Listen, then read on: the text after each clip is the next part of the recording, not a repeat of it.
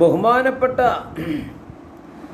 അൽ ഇമാമുൽ യാഫിഇയുൽ യമനിയു റഹ്മത്തുള്ളാഹി ബമ്പം സൂഫിയല്ലേ, ബമ്പം വലിയല്ലേ.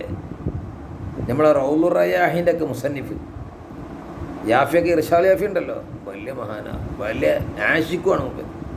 മഹാൻ പറയാണ്, മൻ ജമഅ, വല്ലവനും ഒരുമിച്ചു കൂട്ടിയാൽ, എന്തിനു വേണ്ടി?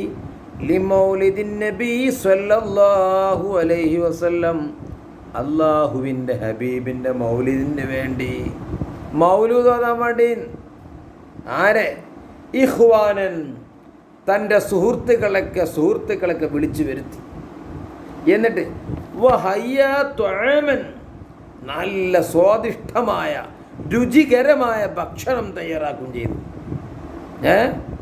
വഅഖ്ലാ മഖാന, ആ മൗലിദിന് വേണ്ടി ഒരു സ്ഥലം പ്രത്യേകം സെറ്റപ്പാക്കി, നല്ല ഒഴിഞ്ഞ വിശാലമായ സ്ഥലം.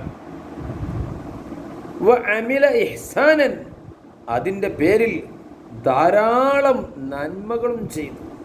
ചോറ് കൊടുക്കുക, ഓതിയിട്ട് കാശ് കൊടുക്കുക, എന്തെങ്കിലും പ്രോത്സാഹന സമ്മാനങ്ങൾ നൽകുക, വസ്ത്രങ്ങൾ നൽകുക, പലതുണ്ടല്ലോ.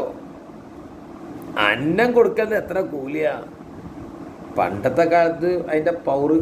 ഇപ്പം പിന്നെ എന്നും നമുക്ക് ബിരിയാണി, നെയ്ച്ചോറും മന്തിയും കടായിക്ക് തന്നെയാണ്.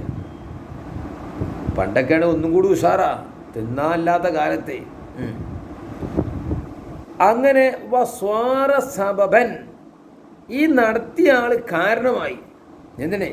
ലിഖിറാത്തി മൗലിദിർ റസൂലില്ലാഹി സ്വല്ലല്ലാഹു അലൈഹി വസല്ലം, അള്ളാഹുവിൻ്റെ ഹബീബിൻ്റെ മൗലിദ് ഓതാൻ ഒരു കാരണക്കാരൻ ആരായി? ഇയാളായി. കാരണം ഇയാളുകൊണ്ടാണല്ലോ അന്ന് ആ വീട്ടിൽ മൗലിദ് ഉണ്ടാകാൻ കാരണം.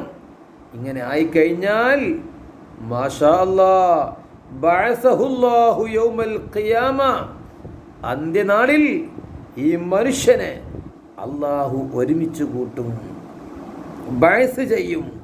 ആരോടുകൂടെ? സിദ്ദീഖീങ്ങളെന്ന ആ ഉന്നതമായ ആളുകളോടുകൂടെ ആ ദറജയിൽ നമ്മൾ എത്തും, ഹബീബിനെ സ്നേഹിച്ചിട്ട്. വശുഹദാ, അള്ളാഹുവിൻ്റെ ദീനിന് വേണ്ടി ധർമ്മസമരം നടത്തി ഷഹീദാവിനോട് കൂടെയും. വസ്വാലിഹീൻ, സ്വാലിഹീങ്ങളോട് കൂടെയും അള്ളാഹു ബഅസ് ചെയ്യും, ഓലെ കൂട്ടത്തിലാക്കും. കാരണം സ്വാലിഹീങ്ങളെ നേതാവ്, ശുഹദാഇൻ്റെ നേതാവ്, സിദ്ദീഖീങ്ങളെ നേതാവ്, ഈ നേതാവിനെ ബഹുമാനിച്ചപ്പം ഓലെ കൂട്ടത്തിൽ നമ്മളെ ആക്കിത്തരും. വഹാബികളുടെ വട്ടത്തരം കേട്ട് നമ്മൾ പിന്നോട്ട് പോകണ്ട.